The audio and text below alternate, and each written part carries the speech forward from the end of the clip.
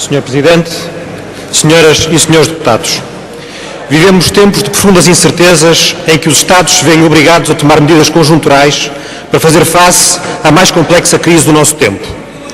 Em Portugal, perante a incerteza, as teorias do caos e a descrença tomam lugar da razão. Alimentadas pela extrema-esquerda que parece viver sob o lema "quanto pior, melhor", aliada do contexto em que vivemos e sempre disponível para promover a ilusão de que podemos dar tudo a todos. E por uma direita que apregou uma cartilha neoliberal, mas no concreto está sempre indisponível para reformar o setor do Estado. Coerente, já que em última análise nos leva à conclusão de que, por exemplo, mais do que retirar o termo gratuitidade da Constituição em relação à educação e à saúde, o que pretende de facto é a privatização destes setores.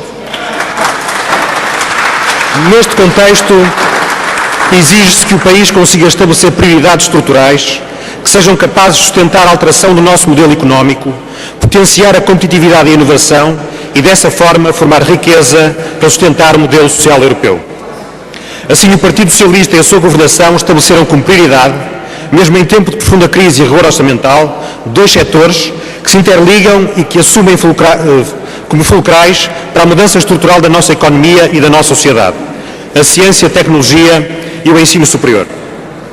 Há 6 anos estávamos perante uma perspectiva de futuro muito sombrio nestas áreas.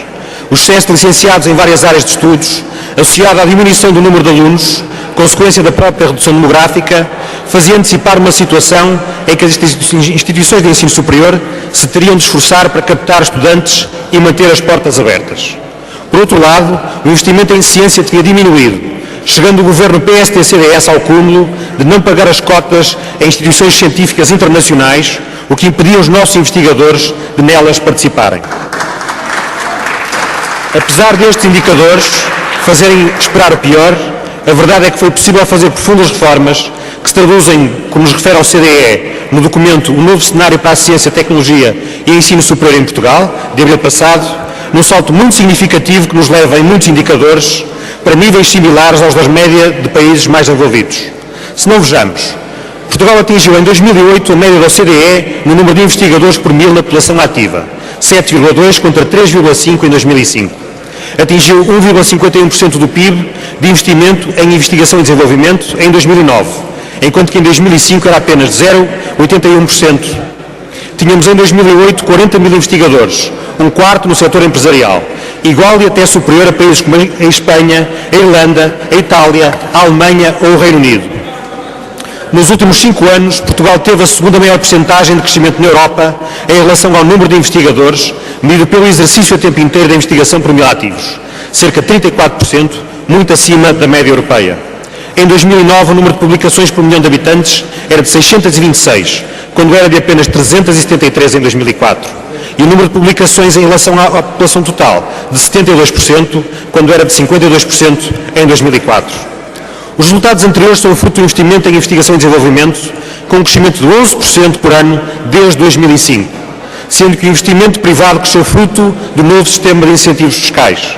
O número de empresas que aplicava este tipo de incentivos era pouco mais de 300 em 2004, sendo mais de 1000 em 2009, sendo considerado um dos mais atrativos sistemas de incentivos fiscais da Europa, podendo chegar a 82,5% do total de investimento em investigação e desenvolvimento.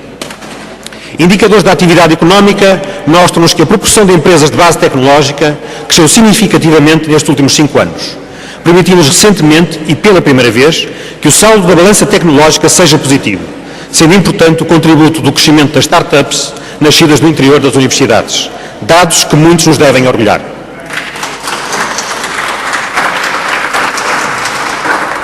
Não podemos competir numa sociedade do conhecimento se não estivermos à frente da sua produção. E por isso estamos no bom caminho, uma vez que é esta uma das prioridades da nossa agenda política. Ao mesmo tempo, efetuou-se uma profunda reforma do ensino superior. A base social foi alargada e a ligação ciência e indústria profundamente reforçada.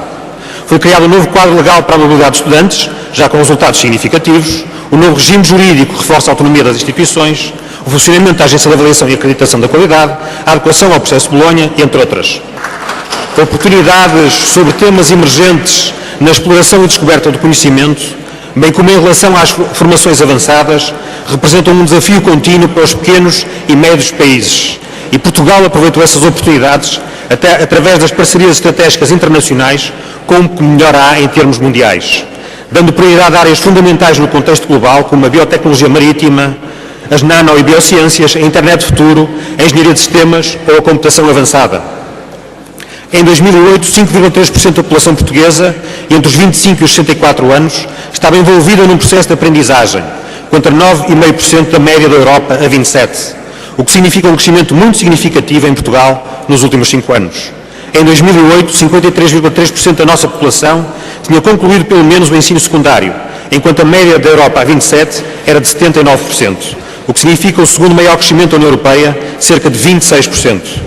O número de estudantes que frequentam o ensino superior é um indicador fundamental, porque determina de sobremaneira a nossa competitividade em termos de capacidade para promover e usar a inovação.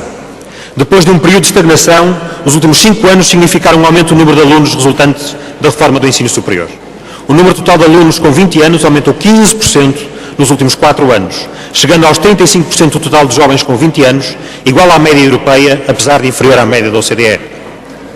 O envolvimento de alunos entre os 30 e os 34 anos cresceu cerca de 20% entre 2005 e 2009. E entre os 35 e os 49 anos houve um crescimento de 39%. O total de graduados por ano aumentou cerca de 20% no período 2005-2008, sendo que a área da ciência e tecnologia cresceu 18% da população entre os 20 e os 29 anos, muito acima da média da União Europeia. Depois dos excelentes resultados obtidos pelo compromisso com a ciência e as reformas do ensino superior, soubemos muito recentemente do reforço dos objetivos que as instituições de ensino superior e o Governo estabeleceram no contexto do contrato de confiança, assinado por ambos, nomeadamente com o aumento de 14 mil no número de ativos a formar nos próximos anos, o que se traduz na disponibilidade de formação graduada para mais de 114 mil portugueses que se encontram atualmente fora do sistema.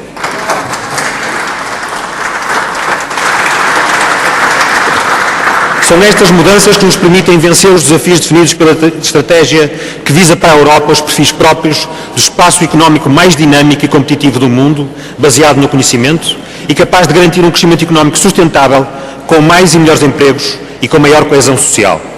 Portugueses com mais qualificações e empresas com mais inovação e mais competitivas são a chave para um Portugal mais desenvolvido, mais capaz de enfrentar os desafios da globalização, mais justo e mais solidário. É este o país que queremos construir, é este o país que os portugueses merecem, é este o país que estamos, de facto, a construir. Muito obrigado.